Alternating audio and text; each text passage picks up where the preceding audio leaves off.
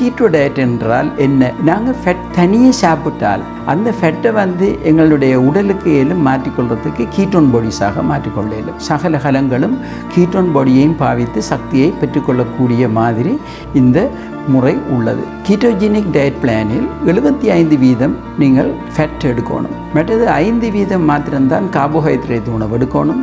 அடுத்தது புரோட்டீன் உணவு 20% நீங்கள் எடுக்கணும். மருத்துவ ஆராய்ச்சிகள் மூலம் சில முக்கியமான விடயங்களை கண்டுபிடித்துள்ளார்கள். உங்கள் உடல் நிறை மிகவும் இலகுவாக குறைக்கலாம். வெற்றிய வயிறாக இருந்து அதனுடைய கொழுப்பு அறவே எக்ஸசைஸ் எல்லாம் செய்தும் உங்களுக்கு எதுவுமே எந்த பிரயோசனமும் இல்லாமல் இருந்தால் அந்த வயிற்றில் உள்ள கொழுப்பையும் இந்த கீட்டோ டயட் மூலம் குறைத்து கொள்ளலாம். கொலஸ்ட்ரால் டெஸ்டிங்கோடு செய்து உங்களுடைய ட்ரைக்ளிசரைடு அளவு மிகவும் அதிகமாக இருந்தால் அதனையும் குறைத்து கொள்வதோடு HDL என்னும் நல்ல கொலஸ்ட்ரால் என்று சொல்லக்கூடிய அந்த கொலஸ்ட்ரால் அளவும் உங்களோட உடம்பில் அதிகரிக்கும். இந்த